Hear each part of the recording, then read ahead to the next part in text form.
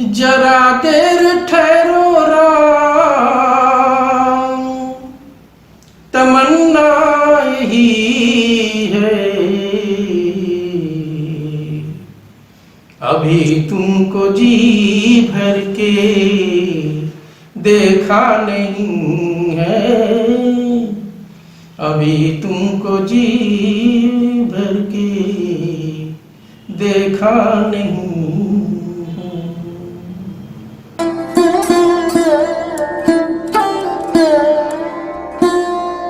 आप सभी को प्रणाम। सत्य सनातन की जय।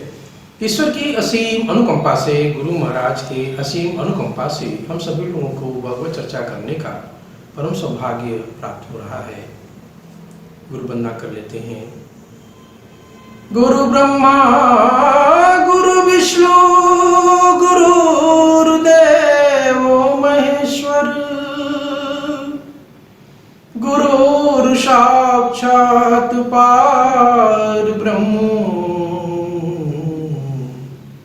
तस्मै श्री गुरुवे नमः। आज हम लोग उस सनातन ज्ञान की चर्चा करेंगे। हमारा भारतीय संस्कृति कितना गौरवशाली है, था और रहेगा, इस पर थोड़ा हम चर्चा कर लेंगे।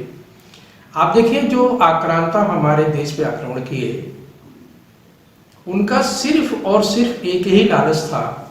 उनका धर्म परिवर्तन का लालच नहीं था, उनका सिर्फ एक लालच था। वो लालच क्या था कि उन्होंने देखा कि इस भारतवर्ष को हम सोने की चिड़िया कह सकते हैं, और यहाँ के मंदिरों में अकूत संपदा पड़ी हुई है, और यहाँ जो है ज्ञान विज्ञान के दृष्टिकोण से भी वो उस बात को समझ रहे थे कि यहाँ सिर्फ श्रुति और स्मृति के आधार पर वो बड़े बड़े धार्मिक ग्रंथ भी यहाँ भारतवर्ष में लिख रहे थे। श्रुति स्मृति वेदों की रचना भी इसी आधार पे भी कि किसी ने सुनाया, शिष्यों ने याद किया और फिर उसको बाद में लिखने लगे। आजकल तो प्रिंटिंग मशीनें भी आ गई हैं।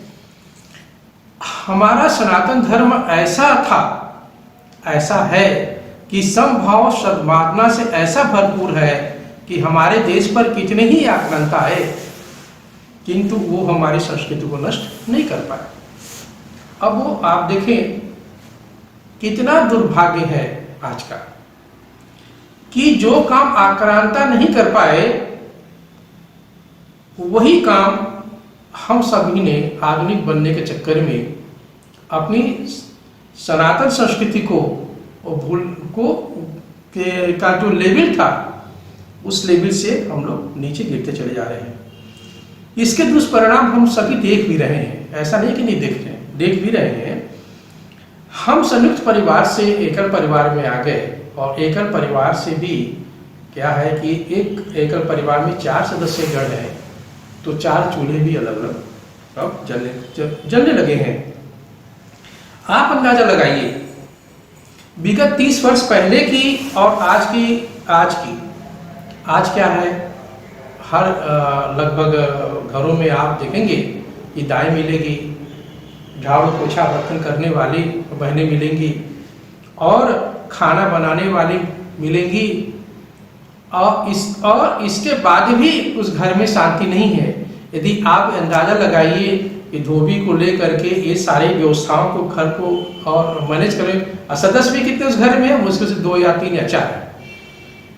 यदि उनको हम पेमेंट 20,000 रुपया भी कर रहे हैं और घर में हमारी शांति भी नहीं है, पूजा पाठ का तो अपनी जगह बात है, और जीवन कैसे चल रहा है, जीवन अशांति में चल रहा है, अविश्वास से चल रहा है, और डॉक्टर साहब की दवाई से चल रहा है, क्योंकि उस सनातन संस्कृति को छोड़ करके हम आधुनिक जीवन को यदि जीते हैं तो कहते नहीं हम बहुत अच्छे हैं, और जो वैसा करते थे उनको कहते थे वो बहुत ही पिछड़ेपन था।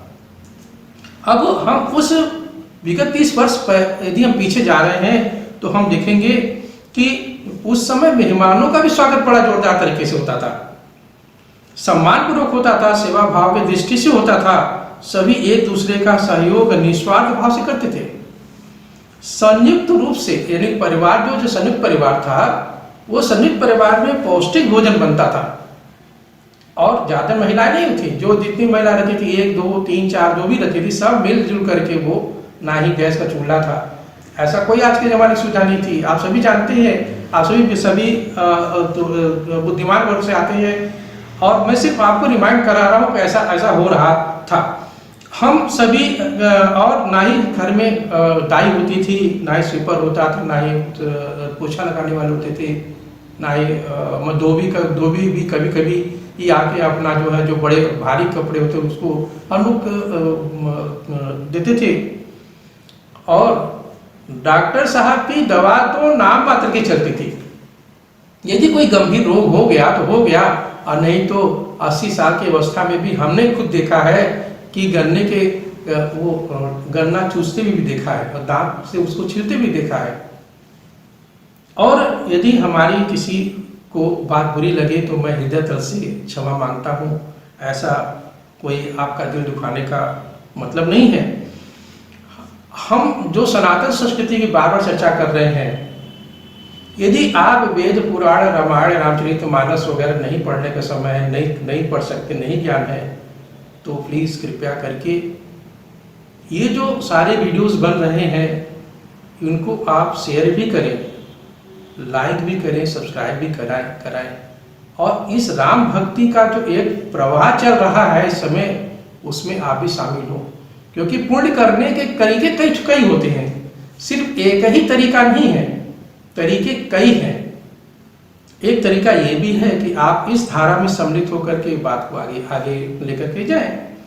अब एक प्रश्न आपके समाज के मन में होगा कि ये सनातन धर्म क्या है, क्या अब वो सनातन तत्व क्या है जिसकी हम सभी बार बार चर्चा कर रहे हैं। तो बहुत शार्ट में आपको मैं समझाने का प्रयास कर रहा हूँ।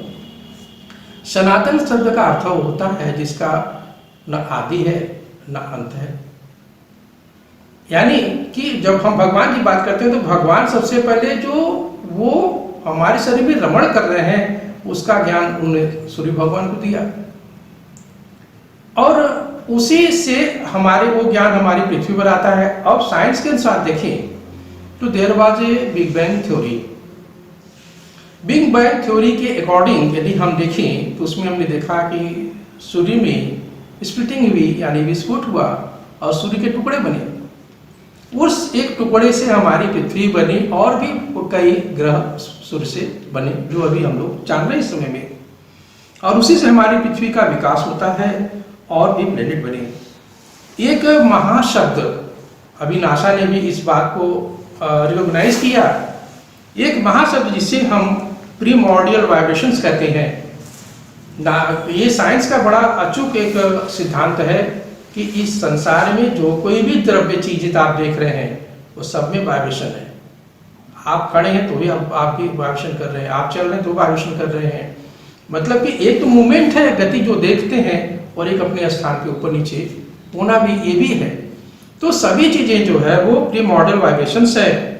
वह क्या, अब जिसे हम प्रीमॉर्डियल वाइब्रेशन कहते हैं, उसी का ज्ञान संतों ने हम सभी लोगों को कराया।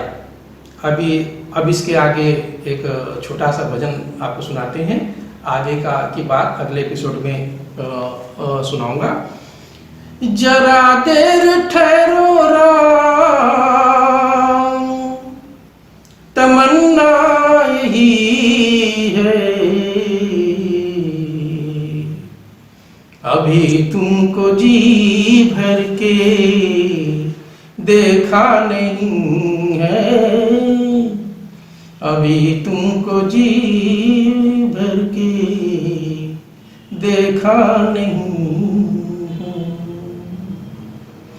कैसी घड़ी आज जीवन की आई, कैसी घड़ी आज जीवन की आई, अपने ही प्राणों की करते विदाई, अपने ही प्राणों की करते विदाई। अब ये अयोध्या हमारी नहीं है,